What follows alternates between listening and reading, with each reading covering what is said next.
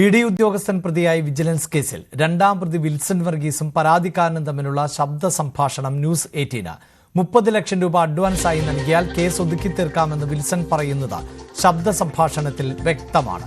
പണം നൽകിയാൽ പിന്നെ ഇ.ഡിയിൽ നിന്ന് ഒരു ബുദ്ധിമുട്ടും ഉണ്ടാകില്ലെന്നും താൻ മറിച്ചു പറഞ്ഞാൽ നിങ്ങളെ അവർ കൂട്ടിക്കളയുമെന്നും വിൽസൺ ഭീഷണിപ്പെടുത്തുന്നതും ശബ്ദ സംഭാഷണത്തിലുണ്ട്. നിങ്ങൾ ആദ്യം അന്ന് വിളിച്ച സമയത്ത് നിങ്ങൾ അപ്രോച്ച് ചെയ്തിട്ടെങ്കിൽ ഈ സമ്മൺസ് ഒഴിവാക്കായിരുന്നു. അല്ല സാർ, ഈ സമ്മൺസ് എന്തായാലും വന്നല്ല പറ്റില്ലായിരുന്നു. ഇത് അന്ന് നിങ്ങൾ വരാന്നോണ്ട് പിന്നെ വന്നിട്ട് പോയില്ലേ, സംസാരിക്കാതെ പോയതുകൊണ്ടിട്ടെ. അല്ല, എനിക്ക് സത്യം പറഞ്ഞാൽ അങ്ങ് ഉള്ളില് എന്താണ് സംഭവിക്കുന്നതെന്ന് ഒന്നും ഒരു പിടിയില്ലാതെ പോയി. നമ്മള് ലാസ്റ്റ് വട്ടം എന്നെ ഇതിന്റെ മേളിൽ കൊണ്ടുവന്ന് ഇങ്ങനെ അടിക്കുന്ന വല്ലാത്ത രീതിയിലുള്ള ഹറാസ്മെന്റ് ആയിരുന്നത്. അതിൽ ഞാൻ അവരുടെ സിസ്റ്റം നിങ്ങള് 3 പ്രാവശ്യം വിളിച്ചിട്ട് ചെന്നില്ല, ഒരു ദിവസം ഹാഫ് ഡേ ആയപ്പോ പോയി കളഞ്ഞെന്നൊക്കെയാണ് അവര് പറയുന്നത്. എന്റെ ജീവനം കൊണ്ട് ഞാൻ ഓടിയതാണ്. പ്യൂർ സെറ്റിൽമെന്റ് ആണ്. ഫോണിൽ കൂടി സെറ്റിൽമെന്റ് ഇടിയും സാർമാരെ പേര് അങ്ങനെ ഒന്നും പറയില്ല കേട്ടോ. 1-2 പ്രാവശ്യം ഉപയോഗിക്കണം. അല്ലത് നമുക്ക് അറിയാൻ വയ്യ. ഇനിയില്ല, ഇനി പക്ക അതുകൊണ്ടാണ് ഞാൻ നേരിട്ട് ഫണ്ടിന്റെ പുറത്ത് ചെയ്യാനുള്ള സംഭവം. ഫണ്ടിന്റെ പുറത്ത് ഇനിയിപ്പോ 14-ാം തീയതി പോകാതെ നമ്മളൊന്ന് മയപ്പെടുത്തിയിട്ട് നിങ്ങൾ പോണം എന്താണെങ്കിലും, പക്ഷെ നിങ്ങൾ ഒന്നും ചെയ്യില്ല, ഹരാസ്മെന്റ് ഒന്നും ഉണ്ടാവില്ല ടൈംസ് ആയാൽ. പക്ഷെ സ്റ്റേറ്റ്മെന്റ് അവർക്ക് എടുത്ത് ഫയലായി ചെയ്ത് വിടണം. നമ്മള് 14-ാം തീയതി പോണം അല്ലേ? പോകാതെ അതിന് മുമ്പായിട്ട് നിങ്ങൾ പേയ്മെന്റും കാര്യങ്ങളൊക്കെ ആയിട്ട് ഓക്കെ ആണെങ്കിൽ 14-ാം തീയതി. അയ്യോ, എന്റെ പോലെ എത്ര രൂപയാണെങ്കിലും ഞാൻ ഓക്കെയാണ്. ഇതിപ്പുണ്ടല്ലോ നിങ്ങളുടെ ഒരു അവരുടെ ആസ്കിങ് ഒക്കെ വേറെ ലെവലാണ്. അപ്പൊ നമ്മൾക്ക് ഇത് എന്തോ ഒരു ഓഫർ ഇടാൻ പറ്റും. നിങ്ങൾക്ക് പറ്റണ ഒരു ഓഫർ ഒരു 10-30 ലക്ഷം ടോക്കൺ അറേഞ്ച് ചെയ്യും. എന്നിട്ട് 25-ാം തീയതി 14-ാം തീയതി കേസില്ലേ, നമുക്ക് വളരെ സിമ്പിൾ ആയിട്ട് മുന്നോട്ട് നീങ്ങാം. 14-ാം തീയതി വേണമെങ്കിൽ ഞാനും കൂടി ഒരുമിച്ച് വരാം ഓഫീസിലോട്ട്. എന്നിട്ട് നിങ്ങൾക്ക് അപ്പൊ തന്നെ ഇറങ്ങാം. എന്നിട്ട് പുറത്തിരുന്ന് നമുക്ക് സംസാരിക്കാം ഇത് എങ്ങനെ തീരുമെന്ന്.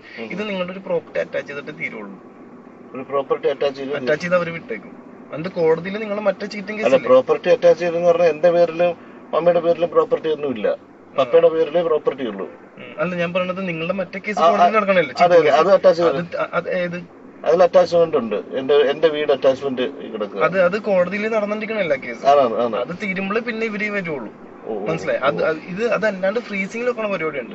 അത് ഞാൻ സജസ്റ്റ് ചെയ്യില്ല. എന്നുവെച്ചാൽ ഇപ്പൊ നിൽക്കുന്ന ആൾക്കാരൊക്കെ ഒരു 6-7 മാസം ഷഫ്ലിംഗ് നടക്കും. അപ്പൊ പുതിയ ആൾ വന്നിട്ട് ഫയൽ വീണ്ടും.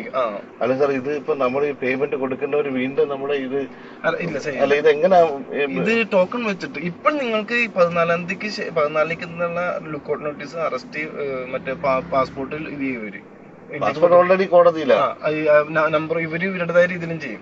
അപ്പൊ അതൊന്നും ഇല്ലാണ്ടിരിക്കാൻ വേണ്ടി ഇപ്പൊ സ്റ്റോപ്പ് ചെയ്ത് വെച്ചിട്ട് നിങ്ങളുടെ ഇ.ഡിയിൽ പ്രശ്നങ്ങളൊന്നും ഇല്ലാന്നും പറഞ്ഞിട്ട് ഇത് ഇവിടെ വെക്കും. ഇ.ഡിന്ന് പിന്നെ നിങ്ങൾക്ക് ഒരു ബുദ്ധിമുട്ടുണ്ടാവും.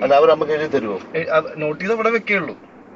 അല്ല, നമുക്ക് എന്ത് ഉറപ്പ് പിന്നെ വരത്തില്ലെന്നുള്ളത് എന്റെ ഫസ്റ്റ് ട്രയലല്ല ഒന്ന്. പിന്നെ അതിന് വേണ്ട രീതിയിൽ വേണമെങ്കിൽ നിങ്ങളുടെ ലോയറിനെ കാണിച്ചു കൊടുക്കേണ്ട രീതി ചെയ്യാം. എന്നാലും മതി. അത് അവര് ആ പേപ്പർ നിങ്ങൾക്ക് തരില്ല, ആർക്കും അങ്ങനെ കൊടുക്കാറില്ല. പക്ഷെ ഇതിന്റെ അറ്റാച്ച്മെന്റ് ഉണ്ട്. ഇത് അതെങ്ങനെയാണെന്ന് ലീഗൽ സൈഡ് നോക്കാം. പക്ഷെ ഞാനിപ്പോ വിളിച്ചു പറയാം, സാറേ ഇവര് ഓക്കെയാണ് എന്ന് പറയാം. നമ്മള് പേയ്മെന്റ് കൊടുത്ത് ഇവരെ വീണ്ടും നമ്മളെ തന്നെ വിളിക്കില്ലല്ലോ. തീർച്ചയായിട്ടും വിളിക്കില്ല. പിന്നെ വിളിക്കണത് ഞാനായിരിക്കും വിളിച്ച കാര്യങ്ങള്. എനിക്ക് അതിനകത്തൊരു ഈഗോ അടിച്ചു കഴിഞ്ഞാൽ ഞാൻ അങ്ങോട്ട് പറയാണ്ടല്ലോ, നിങ്ങൾ കൂട്ടിക്കളെ വരും. അത്രയും ഇതാക്കണം. പിണറായി വിജയന്റെ മോളെയും പാർട്ണറെയും വരെയിട്ട് മുട്ടുകുത്തിക്കണം. ദാക്ഷിണ്യമില്ല. എന്റെ പൊന്നെ, ഞാൻ ഒരു 3 വട്ടം അവരുടെ അടുത്ത് കയറി ഇരുന്ന് എനിക്ക് ഇവരുടെ അടുത്ത് ഒരു ഹായ് പറഞ്ഞ പിന്നെ തീർന്നു. പിന്നെ അവർക്ക് അവരുടേതായ ബെനിഫിറ്റിലോട്ട് അവര് പോകണമെങ്കിൽ പിന്നെ ഒരു പ്രശ്നങ്ങളും ഇല്ല. ക്യാഷ് ആയിട്ടായിരിക്കും. ക്യാഷ് ആയിട്ടായിരിക്കും. അത് ആരെങ്കിലും ഒന്ന് കളക്ട് ചെയ്യും, അങ്ങനെ ആയിരിക്കും. എന്നാൽ പരാതിക്കാരനും പ്രതിയും തമ്മിലുള്ള ഈ ഓഡിയോ ക്ലിപ്പിനെ കുറിച്ച് ഇപ്പോൾ പ്രതികരിക്കുന്നില്ല എന്നുള്ളതായിരുന്നു വിജിലൻസ് എസ്.പിയുടെ പ്രതികരണം.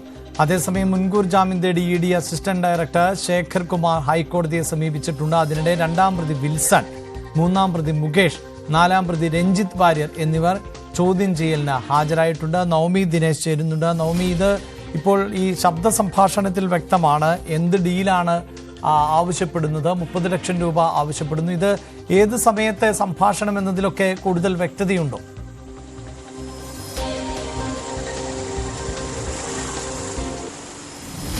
അഭിലാഷ്, എന്തായാലും ഈ പുറത്തു വന്ന ഓഡിയോ അത് വളരെ ഗുരുതര സ്വഭാവമുള്ളതാണ്. ഈ ഓഡിയോ കേൾക്കുമ്പോൾ തന്നെ അറിയാം വിൻസന് ED ഓഫീസിനുള്ളിൽ എന്തൊക്കെയാണ് നടക്കുന്നതെന്ന് അറിയാവുന്ന തരത്തിൽ തന്നെയാണ് ഈ സംഭാഷണം നടക്കുന്നത്. ഈ സെറ്റിൽമെന്റ് നടത്തിയിട്ടില്ലെങ്കിൽ നിങ്ങളെ പൂട്ടിക്കും, ഈ പരാതിക്കാരനെ പൂട്ടിക്കുമെന്ന ഒരു ധൈര്യത്തോടെ അല്ലെങ്കിൽ അത്രയേറെ ആത്മവിശ്വാസത്തോടെ വിൽസന് പറയാൻ കഴിയുമെങ്കിൽ കൃത്യമായി ED ഉദ്യോഗസ്ഥരുടെ ഒരു സഹായമുണ്ടെന്ന് നമുക്ക് ഈ ഓഡിയോ സന്ദേശം കേൾക്കുമ്പോൾ തന്നെ വ്യക്തമാകും. ഈ പരാതിക്കാരന് ആദ്യത്തെ സമൻസ് അയച്ചതിന് ശേഷമുള്ള ഓഡിയോ സന്ദേശമാണ്. അതായത് അതിൽ പറയുന്നുണ്ട്, ഈ സമൻസ് അയച്ചതിന് ശേഷം ഈ ചോദ്യം ചെയ്യലിന് ഹാജരായപ്പോൾ ഉണ്ടായ അനുഭവത്തെക്കുറിച്ച് പരാതിക്കാരൻ ഈ ഓഡിയോയിൽ തന്നെ വിശദീകരിക്കുന്നുണ്ട്. തനിക്ക് പേടിയായി, തന്നെ അത്രയധികം ഹരാസ്മെന്റ് ചെയ്തു ആ ചോദ്യം ചെയ്യലെന്ന് പറയുന്നുണ്ട്. അത് ഇനിയും ആവർത്തിക്കേണ്ട എന്നുണ്ടെങ്കിൽ ഇത് സെറ്റിൽമെന്റ് ചെയ്യുക, അതിന്റെ ആദ്യഘട്ടം എന്നോണം 30 ലക്ഷം രൂപ അഡ്വാൻസായി നൽകണമെന്നാണ് വിൻസൻ ഈ ഓഡിയോയിൽ പറയുന്നത്. ഒപ്പം മുഖ്യമന്ത്രിയുടെ മകൾക്കെതിരായിട്ടുള്ള കേസ് ഉൾപ്പെടെ ED ഏത് വിധത്തിലാണ് അന്വേഷിക്കുന്നതെന്നൊക്കെ പരാമർശിക്കുന്നുണ്ട് ആ ഓഡിയോയിൽ. അങ്ങനെ വളരെ ഗുരുതരമായിട്ടുള്ള സ്വഭാവമുള്ള ED ഉദ്യോഗസ്ഥരുടെ വിശ്വാസ്യത അല്ലെങ്കിൽ EDയുടെ അന്വേഷണത്തെ വിശ്വാസ്യതയെ തകർക്കുന്ന തരത്തിലുള്ള ഒരു ഓഡിയോ സന്ദേശമാണ് ഈ പരാതിക്കാരൻ പുറത്തുവിട്ടിരിക്കുന്നത്. എന്തായാലും വിജിലൻസ് എസ് പി പ്രതികരിച്ചത് പ്രകാരം അദ്ദേഹം ഇപ്പോൾ ഈ ഓഡിയോ സന്ദേശത്തെ കുറിച്ച് പരാമർശമൊന്നും നടത്തുന്നില്ല, അല്ലെങ്കിൽ പ്രതികരണമൊന്നും നടത്തുന്നില്ല. പകരം ഈ വിഷയവുമായി ബന്ധപ്പെട്ട് വിശദമായിട്ടുള്ള ചോദ്യം ചെയ്യലുകൾ, അന്വേഷണമൊക്കെ പുരോഗമിക്കുകയാണ്. ഇന്ന് 3 പേരും ഈ കേസിലെ 2, 3, 4 പ്രതികളായിട്ടുള്ള 3 പേരും ഇന്ന് വിജിലൻസ് ഓഫീസിൽ ഹാജരായിട്ടുണ്ട്. വിശദമായ ചോദ്യം ചെയ്യൽ പുരോഗമിക്കുകയാണ്. കൂടുതൽ തെളിവ് ശേഖരിക്കുക എന്നതാണ് വിജിലൻസിനെ സംബന്ധിച്ച് ഇപ്പോൾ മുന്നിലുള്ള വെല്ലുവിളി. കാരണം പ്രതികൾ ആയിട്ടുള്ളവരെല്ലാം പുറത്തു നിൽക്കുകയാണ്.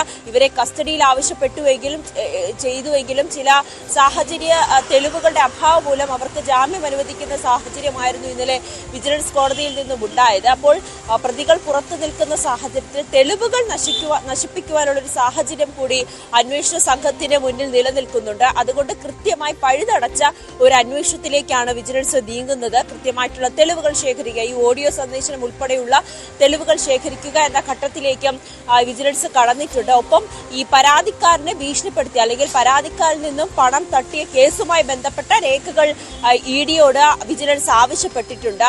ഇങ്ങനെ ഒരു സംഭവം ഉണ്ടായിട്ടുണ്ടെങ്കിൽ അല്ലെങ്കിൽ ഈ പരാതിക്കാരനെതിരെ കേസ് എടുത്തിട്ടുണ്ടെങ്കിൽ, അദ്ദേഹത്തെ വിളിച്ചു വരുത്തി ചോദ്യം ചെയ്തിട്ടുണ്ടെങ്കിൽ ആ കേസിന് ആസ്പദമായിട്ടുള്ള റിപ്പോർട്ടുകൾ കൂടി നൽകുവാനായി വിജിലൻസ് EDയോട് ആവശ്യപ്പെട്ടിട്ടുണ്ട്. പക്ഷേ ED അതിൽ മറുപടി ഒന്നും നൽകിയിട്ടില്ല എന്ന് വിജിലൻസ് SP വ്യക്തമാക്കുന്നുണ്ട്. അതിനിടെ കേസിന്റെ 1ാം പ്രതിയായിട്ടുള്ള ED അസിസ്റ്റന്റ് ഡയറക്ടർ ഹൈക്കോടതിയെ മുൻകൂർ ജാമ്യം തേടി സമീപിച്ചിട്ടുണ്ട്. അതിൽ പ്രധാനമായും പറയുന്നത്, ഈ പരാതിക്കാരൻ 21 ലക്ഷം രൂപയുടെ തട്ടിപ്പ് നടത്തിയ കേസുള്ള ഒരു വ്യക്തിയാണ്. അയാളുടെ പരാതിയിൽ ആ ഒരു പരാതിക്കാരൻ ഇത്തരത്തിലൊരു പരാതിയുമായി വിജിലൻസിനെ സമീപിക്കുമ്പോൾ അതിൽ ഏതെങ്കിലും തരത്തിലുള്ളൊരു ഗൂഢാലോചന ഉണ്ടോ എന്നാണ് താൻ സംശയിക്കുന്നതെന്നാണ് അസിസ്റ്റന്റ് ഡയറക്ടർ മുൻകൂർ ജാമ്യാപേക്ഷയിൽ പറയുന്നത്. അതിനാൽ തനിക്ക് ജാമ്യം നൽകണം, അറസ്റ്റ് അടക്കമുള്ള കാര്യങ്ങൾ ഒഴിവാക്കുക എന്നൊരു ലക്ഷ്യത്തോടു കൂടിയാണ് ഇത്തരത്തിലൊരു നീക്കത്തിലേക്ക് കടന്നിരിക്കുന്നത്. കേസിലെ 1ാം പ്രതിയാണ്. കൃത്യമായിട്ടുള്ള സാഹചര്യ തെളിവുകളുടെ അഭാവം മൂലമാണ് അയാളെ അറസ്റ്റ് ചെയ്യാത്തൊരു ഘട്ടത്തിലേക്ക് വിജിലൻസും എത്തി നിൽക്കുന്നത്. എന്തായാലും ഇപ്പോൾ പുറത്തു വന്ന ഓഡിയോ സന്ദേശം അടക്കം വളരെ ഗുരുതരമായിട്ടുള്ള കാര്യങ്ങളാണ് പുറത്തു വന്നുകൊണ്ടിരിക്കുന്നത്. തീർച്ചയായും ഇതിലിപ്പോഴും ഏതെങ്കിലും തരത്തിലുള്ള പ്രതികരണത്തിന് വിജിലൻസും തയ്യാറാകുന്നില്ലല്ലോ. പ്രത്യേകിച്ച് ഈ പരാതിക്കാരനായ അനീഷിന് എതിരെ നേരത്തെ കേരള പോലീസ് അന്വേഷണം നടത്തുകയും അങ്ങനെ ജയിൽവാസമടക്കം അനീഷ് അനുഭവിച്ചിട്ടുണ്ട് എന്ന തരത്തിലുള്ള റിപ്പോർട്ടുകളൊക്കെ പുറത്തു വരുന്നൊരു സാഹചര്യമുണ്ടല്ലോ. ഏതാണ്ട് 14 കോടി രൂപ തട്ടിയ കേസിൽ 2020 അടക്കം.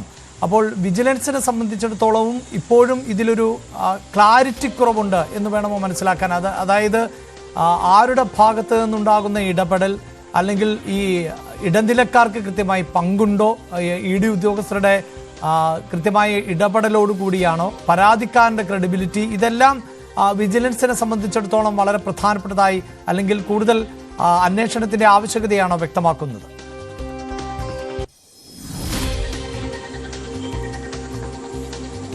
അഭിലാഷ്, ED ഉദ്യോഗസ്ഥൻ പ്രതിയായിട്ടുള്ള ഈ കേസുമായി ബന്ധപ്പെട്ട് വിജിലൻസിന്റെ ഭാഗത്ത് നിന്നും നൽകുന്ന മറുപടി അല്ലെങ്കിൽ വിജിലൻസിന്റെ അന്വേഷണം കൃത്യമായിട്ടുള്ള രീതിയിൽ തന്നെയാണ് മുന്നോട്ട് പോകുന്നത്. ഇവർക്കെതിരെ തെളിവുകളുണ്ട്. അതിന്റെ അടിസ്ഥാനത്തിലാണ് 2, 3, 4 പ്രതികളെ അറസ്റ്റ് ചെയ്തതെന്ന് തന്നെയാണ് വിജിലൻസ് ആവർത്തിച്ചു പറയുന്നത്.